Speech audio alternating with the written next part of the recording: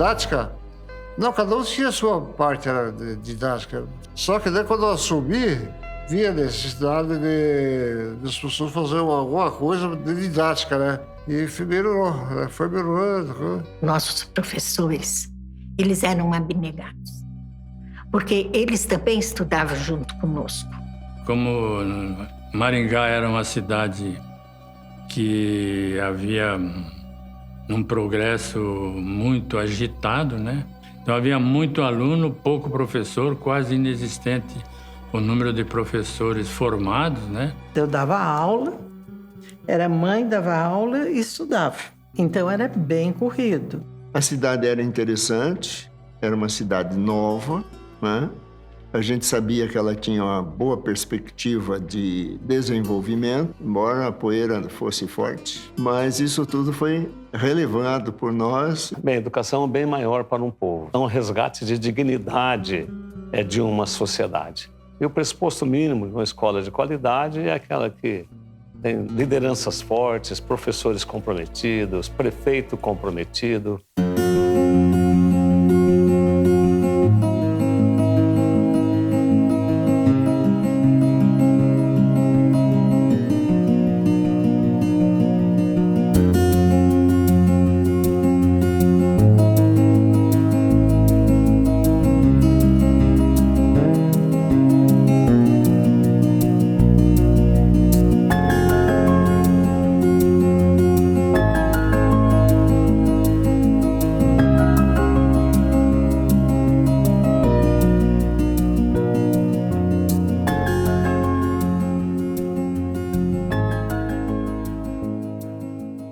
Milhares de pessoas passaram por este local ao longo das décadas.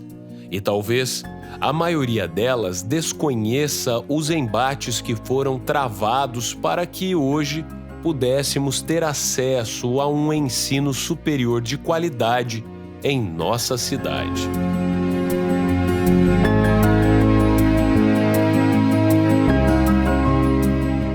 Estimulados pela precariedade dos primórdios, personalidades aguerridas integraram diversos movimentos em prol do desenvolvimento acadêmico de Maringá.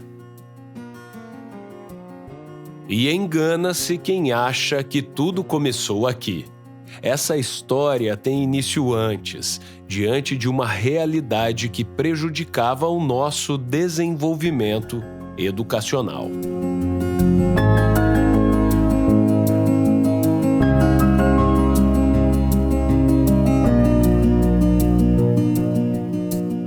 Para sair daquela lama e daquela poeira até chegar a uma universidade, houve mais desafios do que se possa imaginar.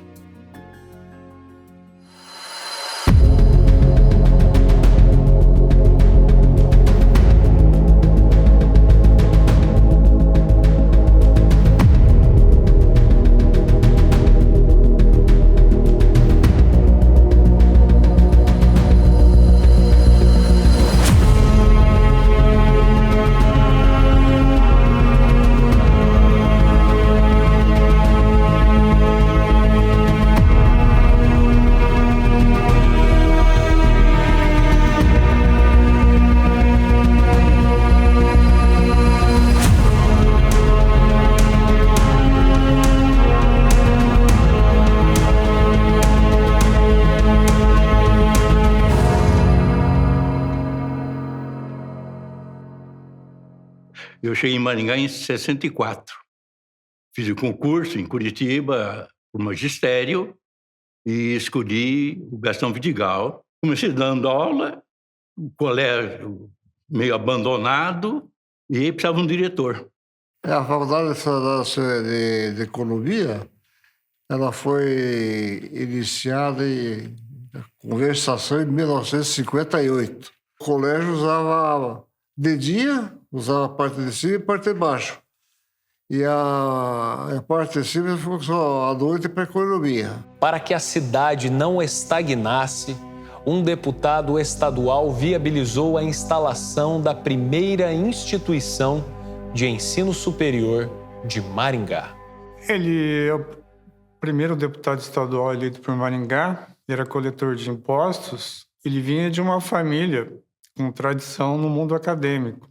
Ele é filho do historiador Romário Martins, que é desconhecido das novas gerações, mas que é um intelectual importante no mundo acadêmico do Paraná, inclusive na formulação de um conceito de paranismo, né? Ele procurou Dom Jaime para instalar o curso, só que ele pensava em instalar um curso de filosofia, história e tal, e letras. Aí Dom Jaime falou, deixa eu pensar um pouco, né? Aí quando o deputado voltou lá, ele falou, não, essa faculdade não dá certo, não. Eu acho que aqui podia fazer um curso de economia, né? Que tem mão de obra para trabalhar, né? Professores e tal. E a escolha decorreu de um diagnóstico do que era prioridade. Normalmente, o ensino superior ele começa a ser implantado pelas faculdades de Direito e Engenharia e Medicina. Só que, numa zona pioneira, você vai privilegiar uma combinação da demanda de formação com os recursos existentes. E as lideranças do período entenderam que deveriam formar pessoas capacitadas à administração pública ou à administração de empresas privadas. Daí a escolha pela Faculdade de Economia. Quando o Dom Jaime fez, ele foi o precursor do curso de Economia, né? Ele, o Flávio Pasquinelli e outras pessoas, Eurico Matana Cambuim. Em 28 de agosto de 1959, por meio da Lei Estadual número 4070, a Faculdade Estadual de Ciências Econômicas de Maringá foi criada. A iniciativa do deputado estadual Nel Alves Martins reverberaria apenas em 1960, quando o curso foi autorizado a funcionar.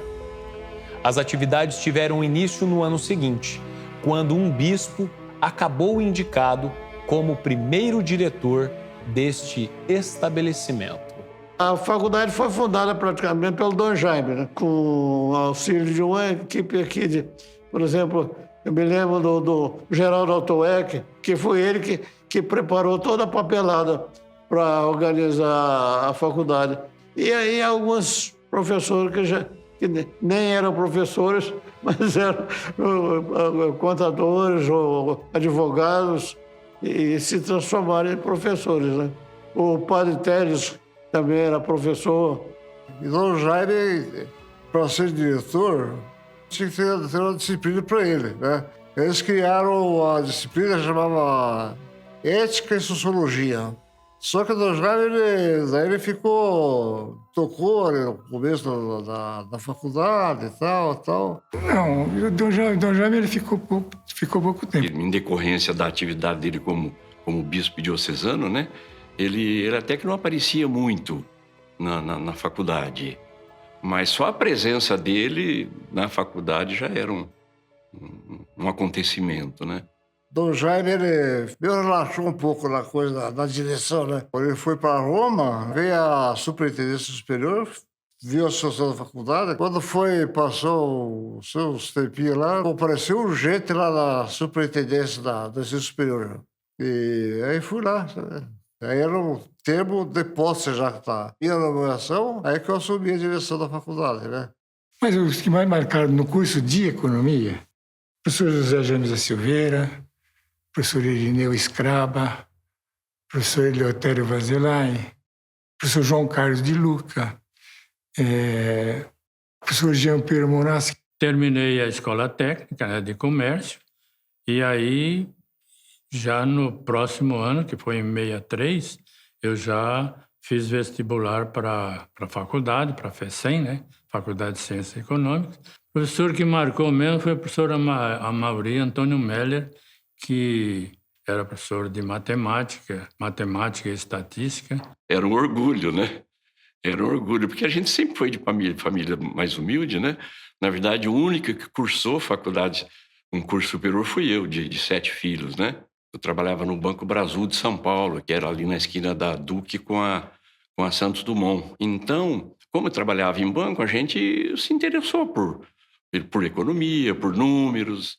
E aí era comum que os diretores das escolas aí, dos colégios, procurassem os funcionários do banco lá no balcão para ver quem tinha tendência para o magistério.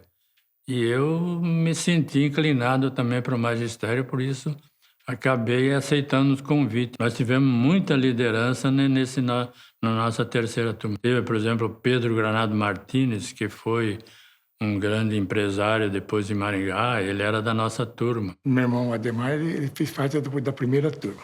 E eu fiz parte da segunda turma. E eu entrei porque era a única opção que eu tinha aqui em Maringá. A primeira geração de jovens aqui era muito ligada ao comércio, à indústria. A cidade nasceu com vocação econômica. Algumas pessoas formadas como contadores e eles todos formaram as primeiras turmas da Faculdade de Ciência Econômica. Uma geração brilhante de jovens aqui em Maringá. A introdução da faculdade na cidade foi muito importante. O Dr. Jair foi feliz na escolha do curso, né? De início, a grade curricular da Faculdade Estadual de Ciências Econômicas de Maringá contava apenas com algumas disciplinas. Dos 27 alunos que ingressaram na primeira turma, 14 colaram grau em janeiro de 1965. Outros concluíram a formação nos anos seguintes. Existe na história do Paraná um turning point, que é o Complexo Cafeiro, porque mudou o PIB e houve uma colonização de forte impacto demográfico e social, né? Basta dizer que em 1940 o Paraná tinha 1 milhão de habitantes. Em 1960 tinha 4 milhões de habitantes. E para onde essa população se dirigiu? Essas pessoas vieram para o interior. Então você tinha um núcleo numa expansão impressionante e havia um conjunto de demandas de formação profissional. E para isso você precisava ter escolas e em todos os níveis, e verticalizar a educação com curso superior, porque senão os filhos das famílias mais abastadas de Maringá, eles tinham que estudar em Curitiba, São Paulo, onde havia essa oferta. Em face dos avanços, outro curso muito demandado também ganharia espaço na cidade. Aí criou a Faculdade de Direito. Eu fui da primeira turma e não tinha muitas opções. Ou era fazer ciências econômicas ou fazer direito. O Ademar Barreiros, o Adriano Valente, o Carl Garcia, Altino Borba também. Os primeiros grandes advogados foram também os primeiros professores de direito. Em 66, eu soube que haveria em Maringá a Faculdade de Direito, que estavam sendo feitas inscrições para vestibular. Meu pai, vamos fazer? Falei, vamos. Já tinha o curso normal de professora e estava cursando o 2º ano de comércio, lá em Mandaguaçu. Aí o papai trouxe-me a Maringá, no escritório do doutor Adriano José Valente, onde eu fiz a minha inscrição. Tinha muita gente de fora fazendo vestibular, porque era um vestibular fora de época. E em maio nós já estávamos assistindo as primeiras aulas. Maringá sempre foi marcada pela articulação e mobilização da sua população e das suas lideranças. Houve um papel maiúsculo do Cardinal Ribas, também o deputado Haroldo Leão Pérez, deputado Túlio Vargas. Foi outro deputado estadual o responsável pela criação da Faculdade Estadual de Direito de Maringá. A Lei Estadual número 5.218 fez surgir a nova instituição em 23 de dezembro de 1965. Ter um diploma superior nos anos 1950 no Brasil era para poucos. Aí, quando essas pessoas vinham para áreas de fronteira, elas se destacavam mais ainda. Então, o Haroldo Leão Pérez ele é formado na Universidade do Brasil, atual UFRJ, no antigo estado da Guanabara, né? que era o Distrito Federal. Quando ele veio para cá, ele se destacou, ele era um grande orador, um homem muito acima da média, foi candidato a prefeito em 1956, não foi bem sucedido, mas foi eleito deputado estadual. Então havia essa combinação de uma demanda da cidade e de um corpo de profissionais de alto nível disponível. Eu me lembro do Dr. Saraiva. Jorge Anastácio Saraiva. Ele era muito rigoroso. Os outros professores, o doutor Ademaro Barreiros, também foi um professor que era excelente professor. Ninguém temia o professor Ademaro. Tem outros professores, Wellington Borba Cortes, Ivan Neves Pedrosa. A gente teve também o Ricarte Oliveira de Freitas. Exatamente. Mário Clapiero Urbinati. Também.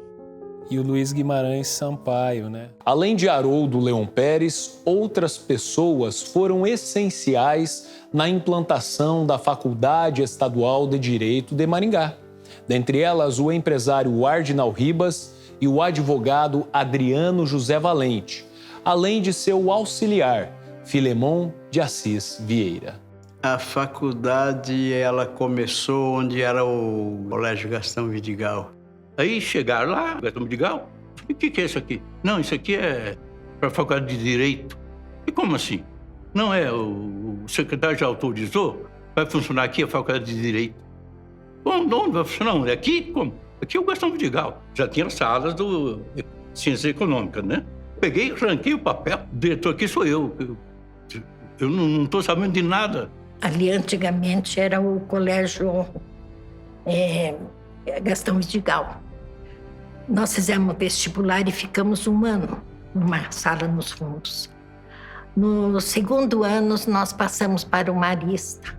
E depois nós fomos para um local assim que nem era escola, que acho que é o Platão.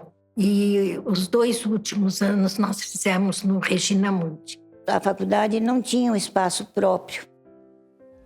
No dia 27 de março de 1966, junto de autoridades e profissionais da advocacia, o deputado estadual Haroldo Leão Pérez recepcionou a comissão do Conselho Superior de Educação.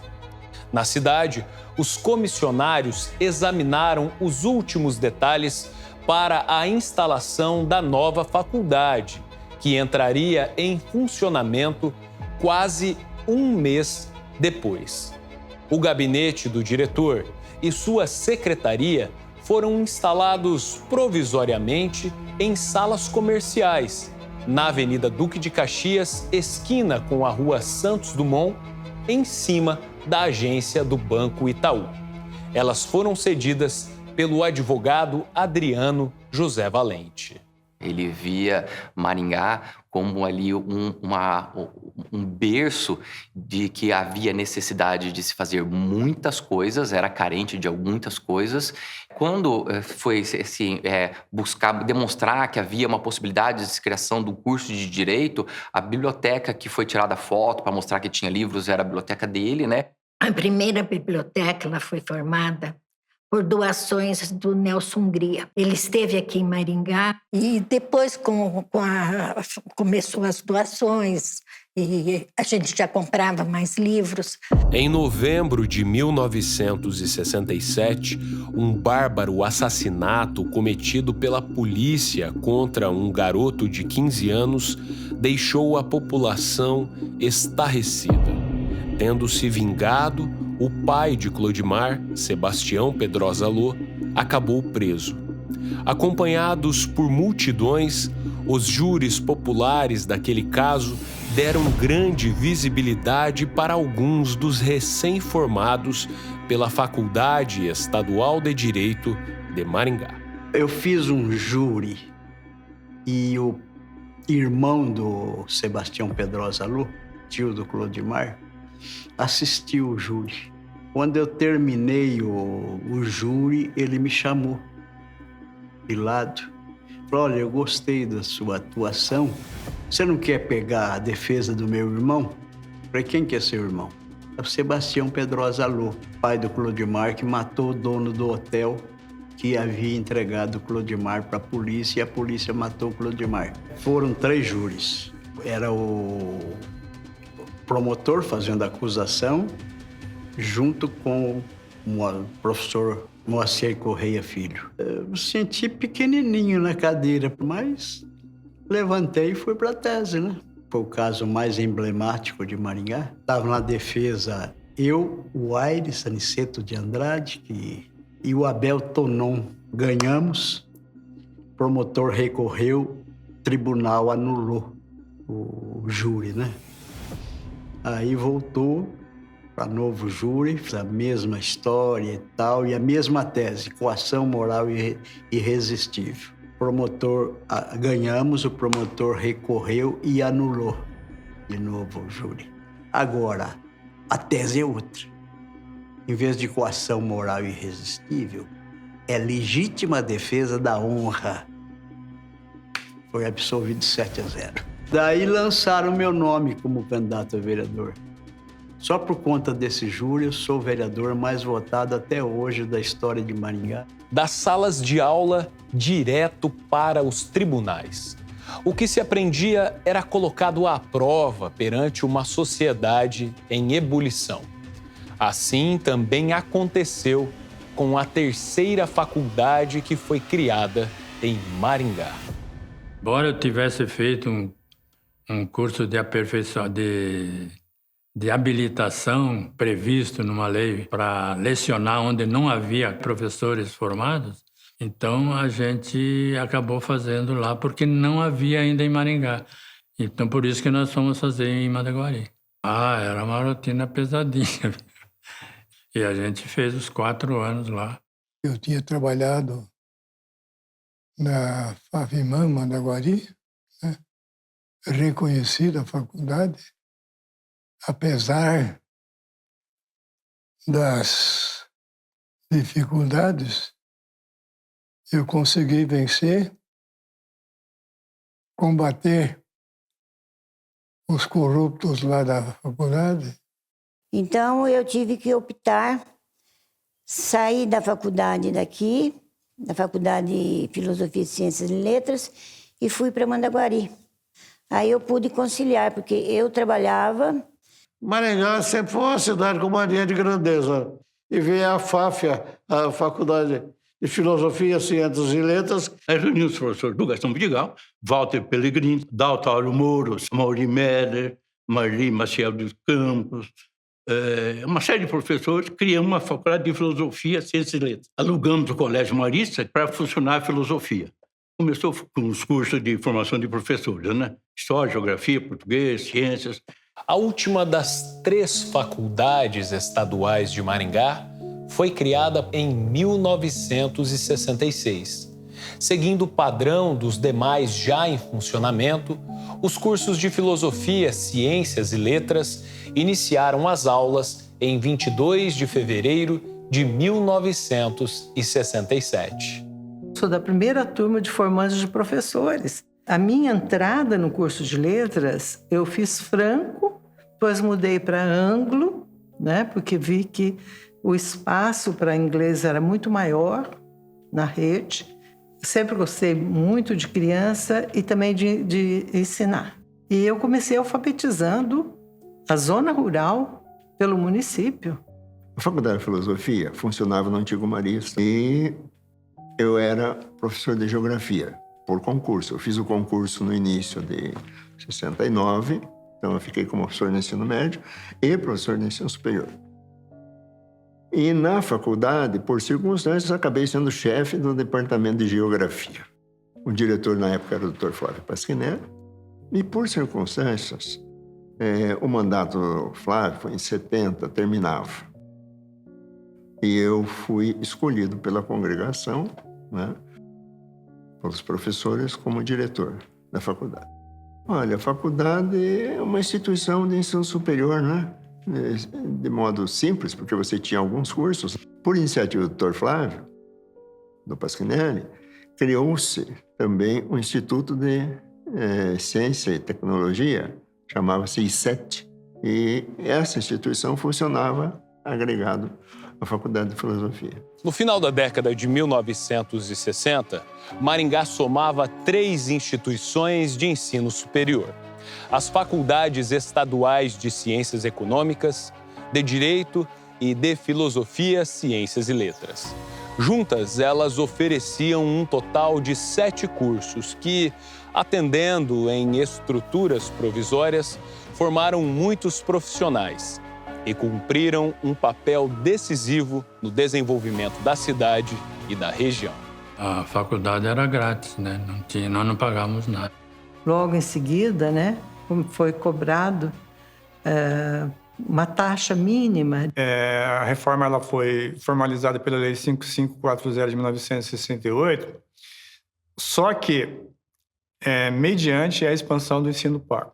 Então, você ampliava as vagas, mas mediante a cobrança de mensalidades. Embora com muitas conquistas, era chegado o momento de dar o próximo passo. Então, o passo seguinte, seria ou implantar mais uma faculdade ou expandir mais ainda, implantar uma universidade. E quando assume o prefeito Adriano Valente, ele vai fazer uma palestra na Faculdade de Filosofia, Ciências e Letras. Então, ele diz algo que eu vou citar de memória. Estou muito feliz por estar aqui fazendo a aula inaugural da Faculdade de Filosofia. Sinto muito honrado pelo convite, mas eu quero que todos saibam que, se vocês me convidarem a fazer uma aula inaugural novamente no ano que vem, ela já será no âmbito da Universidade de Maringá.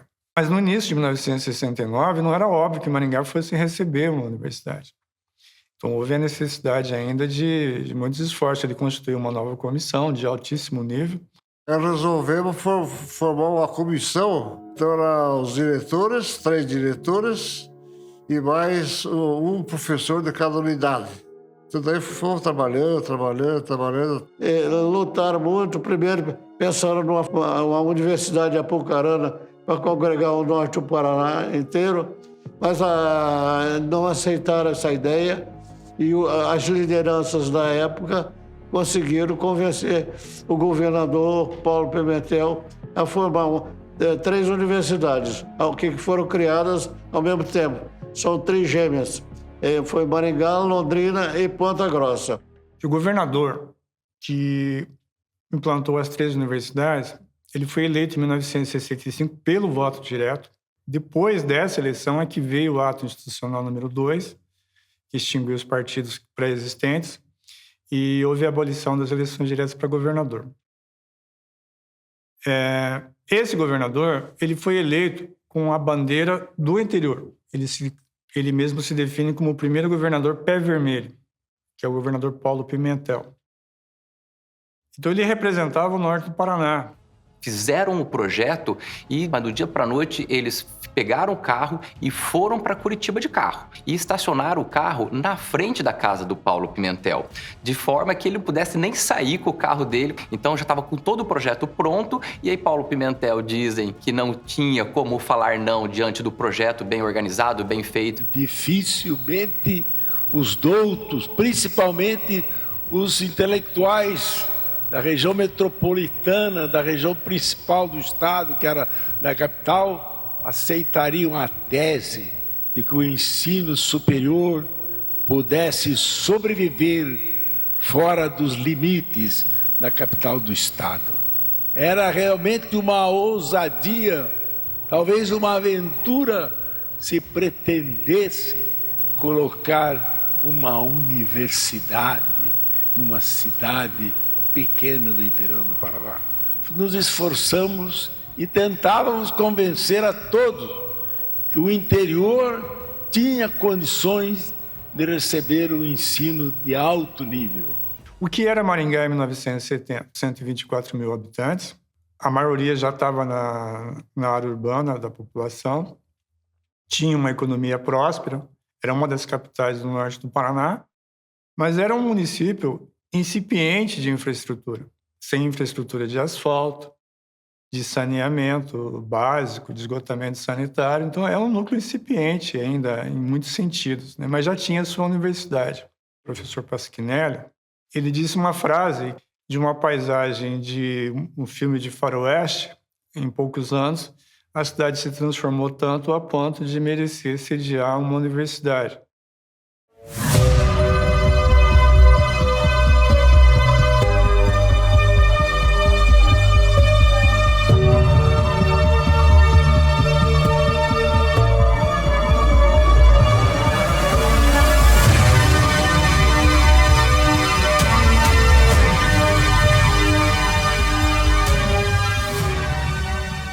Os políticos da época vetaram alguns e tinham preferência pelo Flávio.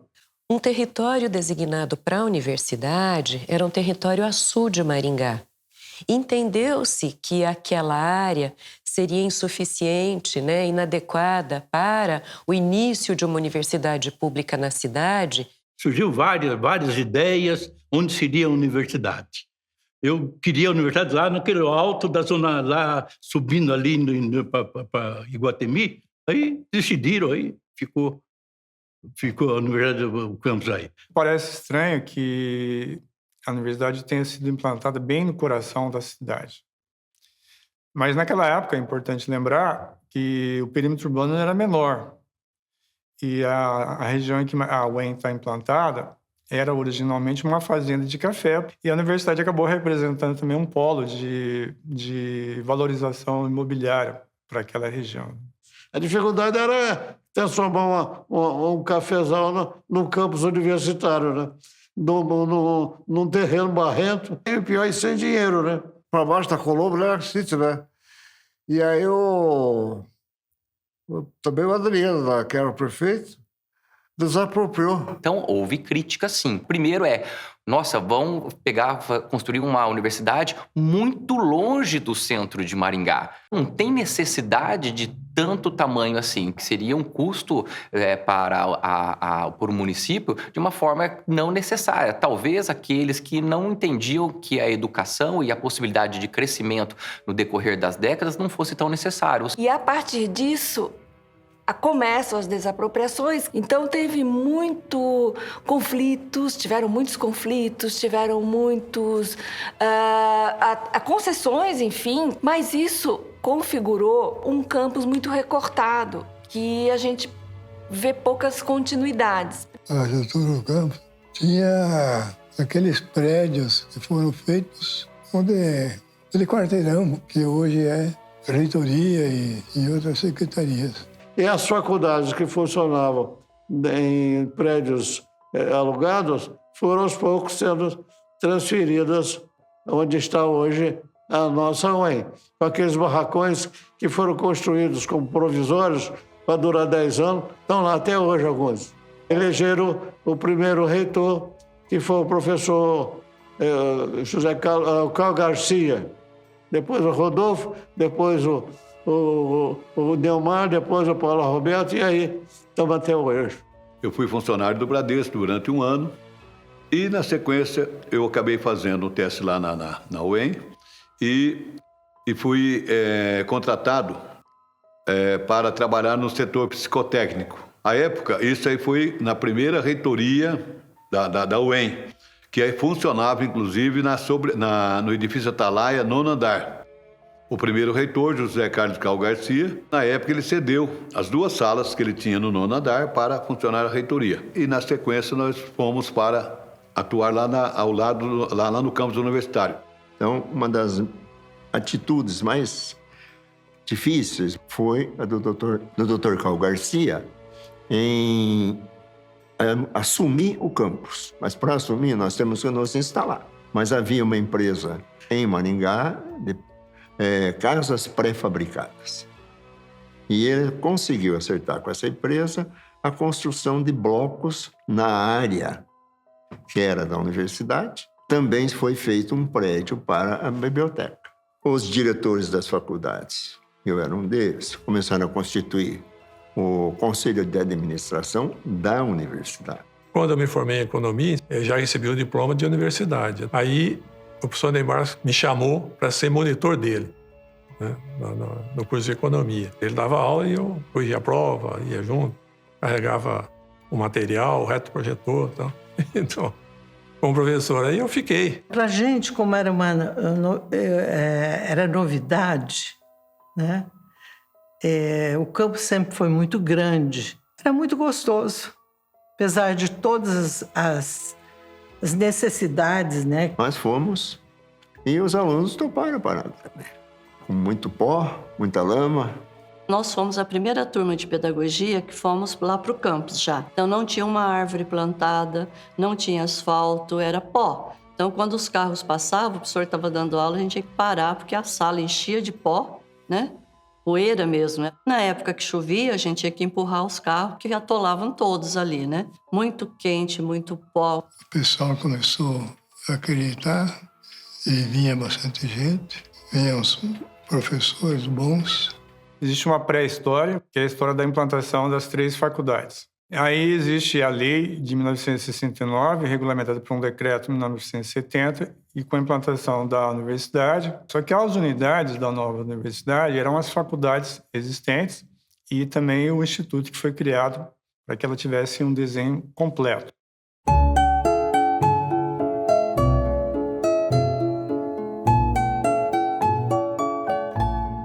Houve a contratação do escritório curitibano Jaime Lerner, Domingos Bongestapes e Marcos Prado, né?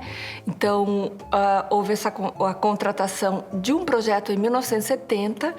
Esse projeto, ele era um projeto grandioso, que ele tem como tipologia uma forma linear. Era uma proposta de ocupação, inclusive com o estabelecimento de blocos didático-pedagógicos, administrativos, mas continha nesse desenho uma praça cívica, continha uma área esportiva, contornos formais muito semelhantes ao que o Brasil tinha de mais pulsante à época em termos de arquitetura, por exemplo, como Brasília. Esse projeto chega a ser licitado. No momento em que começam-se as obras, são detectados problemas, eu desconheço a natureza desses problemas. Nós temos que resgatar uma breve história de ocupação daquele território, porque o primeiro desenho da Vila Olímpica, porque propôs-se uma trincheira de conexão num desenho muito elegante, belíssimo, no qual as pessoas podiam transitar com segurança entre a universidade e a Vila Olímpica. Em 1976, o conselho da UEM já percebeu que não seria possível, porque era uma tipologia muito rígida. Então, o conselho ele pede uma reformulação desse projeto para esse mesmo escritório e eles fazem uma outra proposta, que é uma proposta que tem uma modulação que ela vai se reproduzindo, vamos dizer assim, como uma alusão aos alvéolos de uma colmeia. É muito evidente se a gente olha em planta.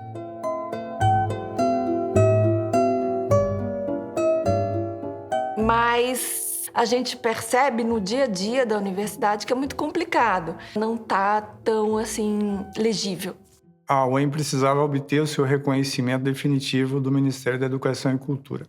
Isso vai acontecer em novembro de 1976. A partir do reconhecimento, a UEM vive um processo de reforma interna para se adaptar plenamente à legislação federal. Foi quando a UEM adquiriu o seu desenho definitivo. Então, deixa de existir a Faculdade de Direito, deixa de existir a Faculdade de Filosofia, deixa de existir a Faculdade de Economia, deixa de existir o I7, e a UEM é criada a partir de centros de ensino, e cada um desses centros tem os seus departamentos. Eu devo a minha ida para a universidade a um professor chamado Argimiro Aloysio Carling. Ele era o diretor do Centro de Ciências Humanas, Letras e Artes e era meu professor. Eu me formei, ele me convidou para ir trabalhar com ele. À época, ele precisava de um secretário. 2 vezes eu fui sozinho, mas também 2 vezes eu fui um colega, né? Depois consegui uma caminhoneta, melhorou ainda mais a situação e convencendo o pessoal lá. E depois nós contratamos um caminhãozão, né? E deu tudo certo. Eram 3.000 e poucos quilos de papel, sem contar os que eu já tinha levado antes, né? Para fundamentação e pedir orientações lá do conselho, né? O curso superior deu outra vida à cidade. Realmente, a parte financeira, a parte cultural, em todo sentido, foi decisivo. O alvorecer da década de 1980 trouxe muitas transformações sociais. Com a abertura política no horizonte, a democracia daria espaço para que fossem fortalecidos movimentos estudantis. Hoje pela manhã, as salas de aula da Universidade de Maringá amanheceram fechadas. Muitos cartazes pelo campus e estudantes reunidos na cantina e calçadas. É o primeiro dia da greve nacional decretada pela União Nacional dos Estudantes. Estão participando mais de 20 universidades federais, todas as estaduais do Paraná e algumas particulares. Na região, estão em greve os universitários de Maringá, Paranavaí e Umuarama. Fomentados por uma agenda integrada pelo Paraná, em Maringá, os acadêmicos pleiteariam a ampliação do acesso à formação superior. As 3 universidades criadas em 1969 foram criadas sob o regime de fundação e cada uma delas devia prover até 1/3 das suas receitas. E o Estado garantiria os outros 2/3 como uma entidade mantenedora. Então, a universidade deveria vender serviços e cobrar mensalidades. O Estado pagava a folha, só a folha. Então, toda manutenção, energia, construções, veículos, livros, reagentes, equipamentos laboratórios, tudo era comprado com recursos próprios da UEM. De onde vinham esses recursos? Convênios, prestação de serviço, e os alunos pagavam algo em torno de 5% do custo. Foi um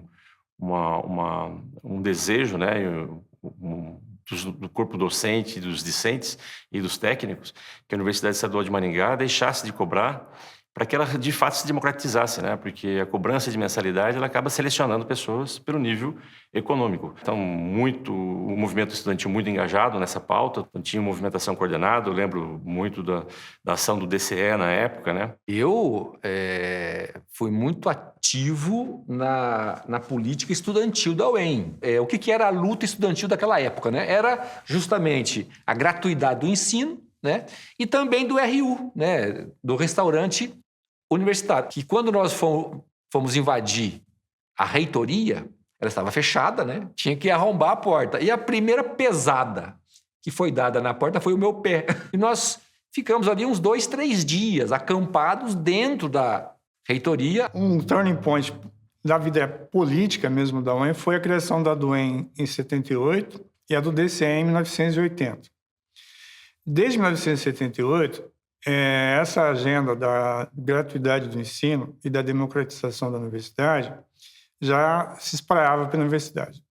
E foi naquela época também que se criou o restaurante universitário, que é uma importante política de assistência estudantil.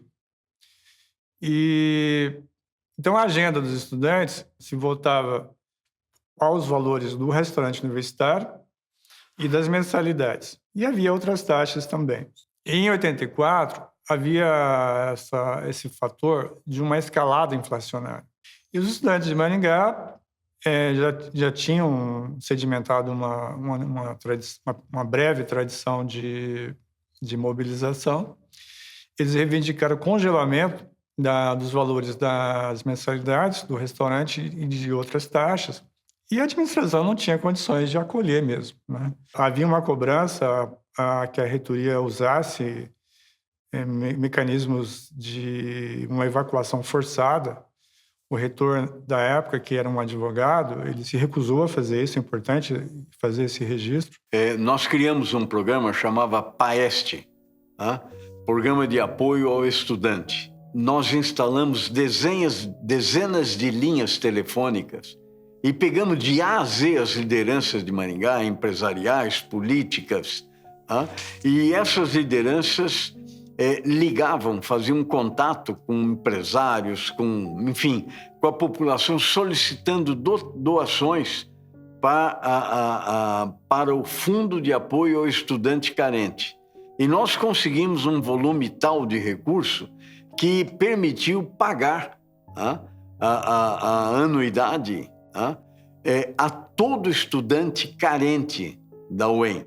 No momento em que a reitoria foi invadida, a comunidade de Maringá se mobilizou, nós, cidadãos de Maringá, repudiamos esse comportamento e vamos lá desocupar a reitoria. Essa solução não foi completa, ela foi intermediada pelo prefeito Said Ferreira, que interveio e ofereceu um subsídio para manter os preços do restaurante congelados até o final do ano. E no impasse que havia, os estudantes aceitaram e as questões da gratuidade ficaram para novos movimentos, né?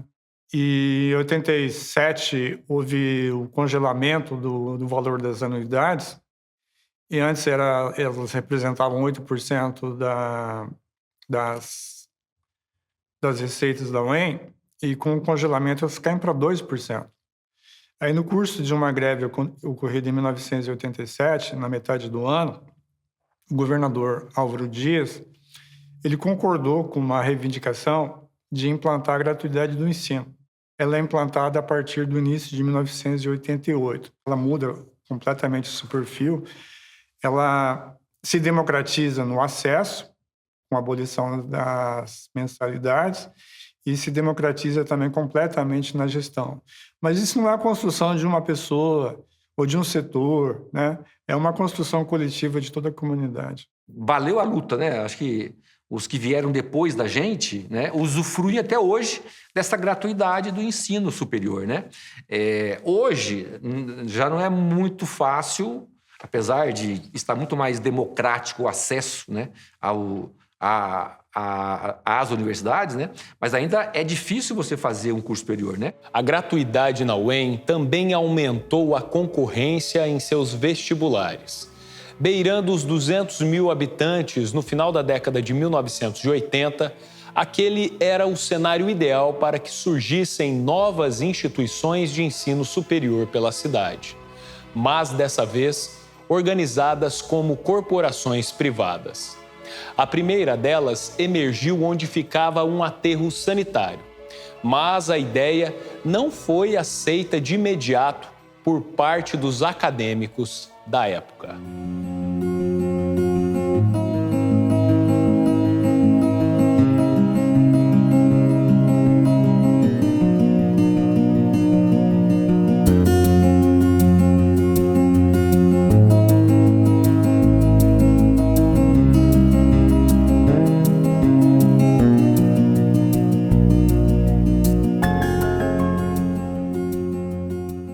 Na década de 80, inclusive fui diretor de uma faculdade numa cidade vizinha, mesmo tocando os outros negócios, e dali me despertei da possibilidade de abrir uma instituição em Maringá, que aqui não tinha ainda uma escola privada. Londrina já tinha duas na década de 80. Quando eu me propus abrir essa instituição, procurei o prefeito da cidade, era o Said Ferreira. E era uma associação sem fins lucrativos. Então, o poder público poderia contribuir, pelo menos com a área física. E, conversando com o prefeito, ele disse, olha, não conseguimos, mas tem um lixão abandonado lá. E, por 3 vezes, o projeto entrava na pauta de doação daquele lote, e eles invadiam a Câmara e não deixavam realizar a sessão. Visitamos as escolas de ensino médio estadual e dissemos para eles que nós queríamos abrir uma instituição e gostaríamos que eles fossem na Câmara para nos dar apoio. Só que marcamos o horário 1 hora antes de começar a sessão. E os alunos da rede pública encheram a Câmara 1 hora antes do começo. Quando chegaram em massa, subindo para lá, na Câmara, estava lotado. E aí foi um certo empurra para lá, empurra para cá e tal. mas os vereadores tiveram a oportunidade de avaliar e votar o projeto favoravelmente. De 180 alunos em 90 para mais de 200 mil alunos em 2020. E fizemos uma fusão com outro grupo que já tinha uma universidade. Esse grupo chama Vitra Educação, são alguns fundos de investimento que organizaram esse fundo para comprar a Uniaselv. E em 20 de maio de 2022, nós concluímos essa fusão. A Unicesumar tem quase 5 mil funcionários, muitos mestres, doutores, gente extremamente preparada, né? Nós temos aproximadamente 10 milhões de alunos no ensino superior e mais de 5 milhões já está na modalidade EAD. Nunca perdi a esperança, sempre olhei para frente e vendo que é possível. Tem que ter sonhos e lutar por eles.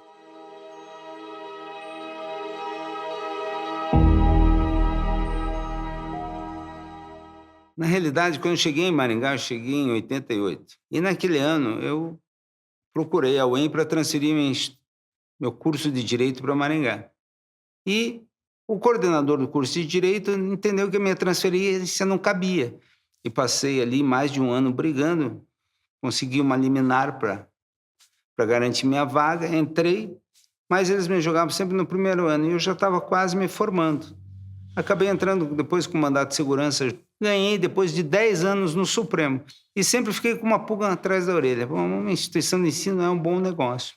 Uma oportunidade estive em Brasília e conheci um diretor de uma faculdade e ele me falou: Evandro, se você quiser montar em Maringá, eu te ajudo lá. E ali começou. Comecei em 93. Só em 1998 que eu achei ali um caminho e comecei realmente a ter uma resposta. Os primeiros cursos ainda foram indeferidos. Em 99 eu tive ali o primeiro deferido e no final de 99, quase 2000 ali, nós tivemos a autorização para fazer o vestibular. Desde o começo foi uma guerra para montar a instituição, sozinho, né?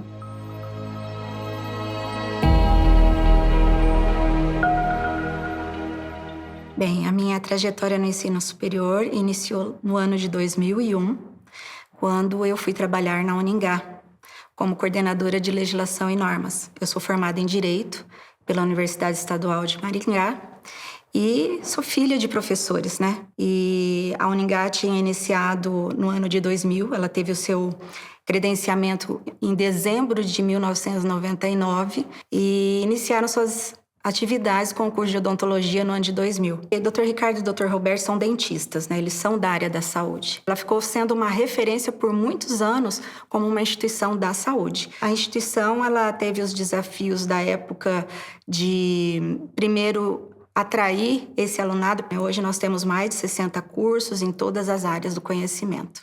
Eu recebi um convite de um amigo para vir para cá trabalhar aqueles 2 últimos meses de 88 no curso pré-vestibular aqui de Maringá, que é o curso Drummond, e que funcionava lá na Erval, e parecia uma oportunidade de ir para o colégio naquela época Anglo.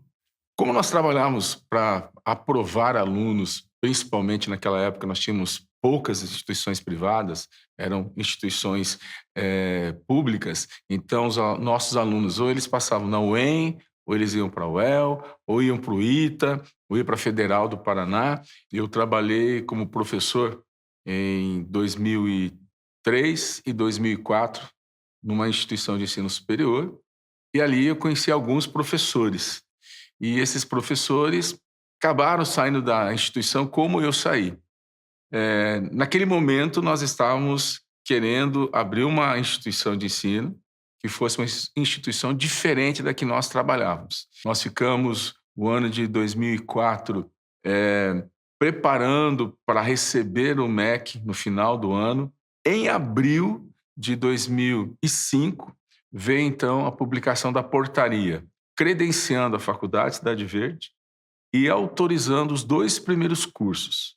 Começamos com 37 alunos, uma única turma. Posteriormente, eu fui convidado para assumir, além de professor, a função de diretor da faculdade. Começar um novo negócio nunca é fácil. E quando você vai investir em educação, o retorno demora muito mais do que a grande maioria dos negócios. Então, hoje a gente tem uma oferta muito grande de cursos, né, de educação superior, tanto na modalidade presencial quanto na modalidade à distância. A gente sabe que hoje a modalidade à distância vem crescendo, está cada vez mais forte, é a nossa realidade. E a parte da tecnologia também é um desafio, da inovação, da interdisciplinariedade. Então, nós temos que trabalhar hoje com um mundo que está todo conectado. Claro que existiram ou que ainda seguem em atividade diversas outras instituições privadas de ensino superior pela cidade. Em todo caso, se na década de 1980 houve uma grande transformação na estrutura do ensino, com a gratuidade na UEM e a chegada de faculdades particulares, em 2020 veríamos estarrecidos os impactos gerados pela pandemia de Covid-19.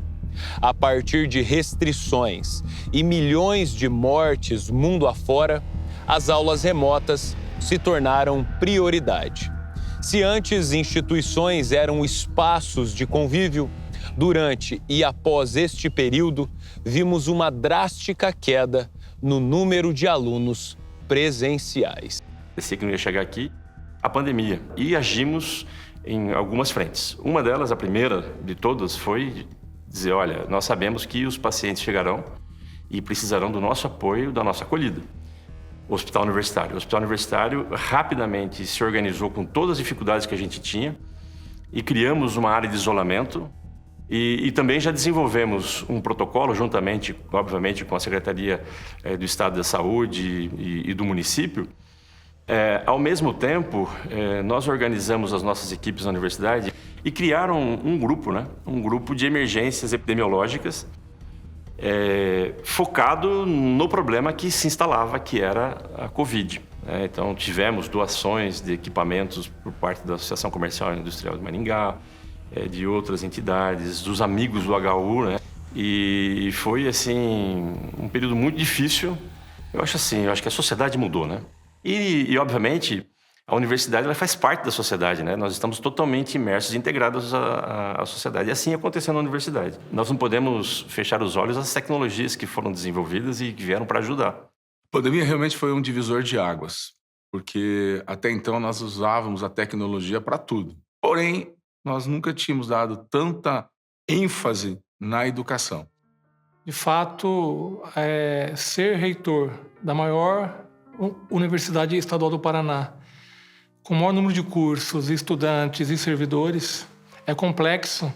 Então, esse desafio, ele perpassa as relações humanas, as relações burocráticas, as relações políticas de conquista por mais espaço para a nossa Universidade Estadual de Maringá, a nossa amada UEM. Não há mais como abrir mão de buscar inovação em processos, inovação nas relações de trabalho e também voltar os nossos cursos de graduação e de pós-graduação para além do ensino e da pesquisa e da extensão com inovação, né? Mas coloco como uma meta principal o desenvolvimento de projetos com a comunidade em Maringá e nas cidades onde temos os nossos campi regionais. Volto a citá-las, né? Porque a UEM é todo o nosso noroeste. O nosso olhar é sempre a busca pela excelência.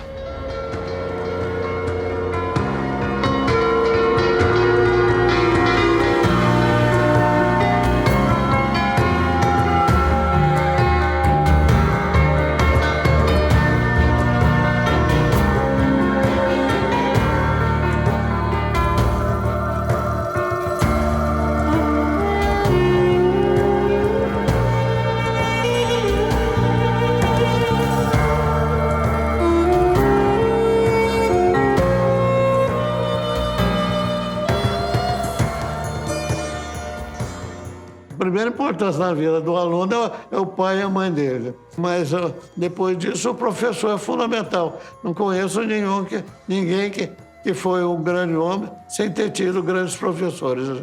O professor, a gente já discutia isso há muitos anos atrás, que ele deveria ser melhor valorizado. Mas não é só a questão salarial.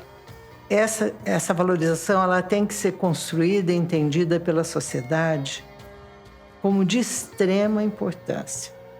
Para vencer tudo isso, só existe um caminho, a educação. E para isso nós somos de bons educadores. O que a gente vê hoje é uma situação, de um lado, falta de recursos. Todavia, por um outro lado, a gente observa que há muitas ações bastante progressistas. Qual é a minha expectativa? Continuo envolvendo jovens bastante visionários, né? Na expectativa e na utopia de um mundo melhor e trabalhando por isso. Os tempos atuais exijam que nós façamos uma revisão metodológica, uma revisão de parte de comunicação, mas o aspecto de conteúdo e de densidade de informação, no meu ponto de vista, necessariamente é uma ferramenta importantíssima e que a gente deve preservar e manter os jovens envolvidos nesse caminho. Então, a gente trabalha para que a UEM desempenhe plenamente essa sua atribuição pública de levar ensino de qualidade para todas as pessoas, para que produza ciência de qualidade, de relevância social, produza conhecimento, para que ela forme pessoas de alta capacidade para acomodar estruturas públicas e privadas. Esse é o nosso sonho. O presente e o futuro de um país, de uma cidade, depende da educação. Que a UEM é tão reconhecida, nacional, internacional, os prêmios que tem recebido, os professores que a gente sabe que são pessoas hoje, assim, super inteligentes. E eu sinto feliz de saber disso, porque eu saí daí. E quando entrou na universidade, deu uma mexida, né, na economia da cidade, né? Foi muito importante a instalação da universidade aqui. Maringá hoje tem 440 mil habitantes, em grande parte em razão do seu ensino superior, que hoje conta não apenas com o UEM, mas com várias instituições privadas. Um dos pontos do CODEM, quando traçou macro diretrizes, foi exatamente de fortalecer um centro de excelência de ensino superior em Maringá. Aí as instituições foram apoiadas e hoje estão aí representando muito para a cidade. Estes foram alguns dos desafios enfrentados para que Maringá se tornasse um polo educacional. Hoje temos condições de interpretar com maior clareza os acontecimentos que nos trouxeram até aqui. Mas é sempre bom lembrar, da lama às universidades, ainda existem diversas outras memórias que precisam ser registradas. Afinal, há história em tudo que vemos.